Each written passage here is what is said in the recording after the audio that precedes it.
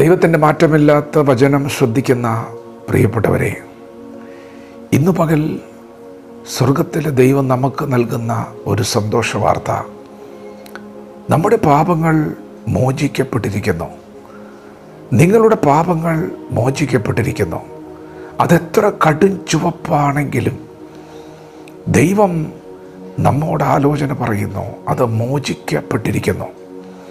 പ്രിയപ്പെട്ടവരെ, പാപത്തിൻ്റെ ശമ്പളം മരണമാണ്. പാപിക്ക് ശിക്ഷയുണ്ട്. നമ്മുടെ പാപം മോചിക്കപ്പെട്ടിരിക്കുന്നു എന്ന് ദൈവം നമ്മോട് അറിയിക്കുമ്പോൾ തന്നെ പാപത്തിൻ്റെ ശമ്പളമായ ശിക്ഷാവിധിയായ മരണവും നീങ്ങിയിരിക്കുകയാണ്. അതേ, നിങ്ങളുടെ ശിക്ഷാവിധി അവസാനിച്ചിരിക്കുന്നു. നിങ്ങളെ ഇനി വിധിക്കുവാൻ ശത്രുവിന് കഴിയുകയില്ല. നിങ്ങളുടെ പാപങ്ങൾ മോചിക്കപ്പെട്ടിരിക്കുന്നു. ഇന്ന് പകൽ നിങ്ങൾക്ക് സമാധാനമുണ്ട്. ദൈവം നൽകുന്ന സമാധാനം. യേശു പറഞ്ഞു, ഞാൻ എൻ്റെ സമാധാനം നിങ്ങൾക്ക് തരുന്നു, ലോകം തരുന്നത് പോലെയല്ല. അതെ, ദൈവം നിങ്ങൾക്ക് ഇന്ന് പകൽ സമാധാനം നൽകുകയാണ്. ദൈവം നൽകുന്ന സമാധാനം നിങ്ങളുടെ കുടുംബത്തിൽ വാഴാൻ പോവുകയാണ്. വിശ്വസിക്കുക, ദൈവം നിങ്ങളുടെ പാപം മോചിച്ചിരിക്കുന്നു. നിങ്ങളുടെ ശിക്ഷാവിധിയും അവസാനിച്ചിരിക്കുന്നു. ദൈവം നിങ്ങൾക്ക് സമാധാനം നൽകിയിരിക്കുന്നു. പ്രിയപ്പെട്ടവരെ, നമ്മുടെ പാപങ്ങളെ ചുമന്നുകൊണ്ട് നമ്മുടെ വീണ്ടെടുപ്പുകാരനായ, നമ്മുടെ കർത്താവായ, നമ്മുടെ പിതാവായ യേശു കർത്താവ് ക്രൂശിൽ തകർക്കപ്പെട്ടിരിക്കുകയാണ്.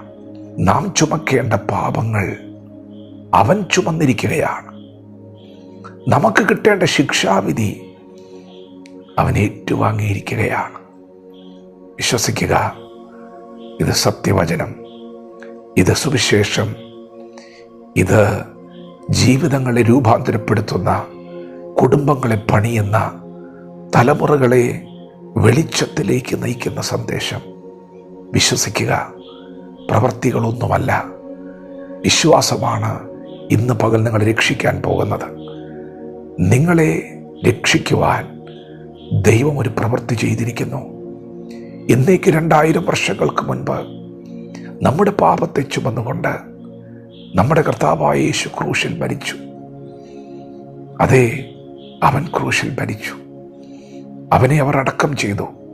എന്നാൽ 3-ാം നാൾ മരണത്തെ ജയിച്ച്, പാപത്തെ ജയിച്ച് യേശു ഉയർത്തെഴുന്നേറ്റു. ഇത് ഉയർപ്പിൻ്റെ വചനമാണ്, നമ്മെ ജീവിപ്പിക്കുന്ന വചനം. യേശു കർത്താവ് പറഞ്ഞു, എന്നിൽ വിശ്വസിക്കുന്നവന് നിത്യജീവനുണ്ട്. എന്നിൽ വിശ്വസിക്കുന്നവൻ മരിച്ചാലും ജീവിക്കും. പ്രിയപ്പെട്ടവരെ, നിങ്ങൾ വിശ്വസിക്കുമെങ്കിൽ ഇന്ന് പകൽ സമൃദ്ധമായ ജീവൻ നിങ്ങളിൽ വ്യാപരിക്കാൻ പോവുകയാണ്. ഇതാണ് സുവിശേഷം. നമ്മുടെ കർത്താവായ യേശു ക്രിസ്തു നമുക്ക് വേണ്ടി താണഭൂമിയിലേക്ക് വന്നു. നമ്മുടെ പാപങ്ങളുടെ പരിഹാരത്തിന് വേണ്ടി യേശു കർത്താവ് ക്രൂശിൽ മരിച്ചു. നമുക്ക് പാപത്തിൽ നിന്നും മരണത്തിൽ നിന്ന് സ്വാതന്ത്ര്യം നൽകുവാൻ, നിത്യജീവൻ നൽകുവാൻ യേശു കർത്താവ് പാപത്തെയും മരണത്തെയും ജയിച്ച് ഉയർത്തെഴുന്നേറ്റ് ഇന്നും ജീവിക്കുന്നു. ഇന്ന് പകൽ രക്ഷയുടെ ഈ വചനം സ്വീകരിക്കുന്ന നിങ്ങൾ രക്ഷിക്കപ്പെടുകയാണ്. രക്ഷയുടെ വചനം സ്വീകരിക്കുന്ന നിങ്ങളിൽ ജീവൻ വ്യാപരിക്കുകയാണ്. ഇപ്പോൾ ക്രിസ്തുയേശുവിലുള്ളവർക്ക് ഒരു ശിക്ഷാവിധിയുമില്ല. വിശ്വസിക്കുക, വചനത്തോട് പ്രതികരിക്കുക. ഇത് സകല മനുഷ്യർക്കുമുള്ള രക്ഷയുടെ വചനം. ഭൂമി മുഴുവനും ഘോഷിച്ചു കൊണ്ടിരിക്കുന്ന വചനം. ഇന്ന് പകൽ നിങ്ങൾക്കുള്ള വിടുതലിൻ്റെ സന്ദേശം.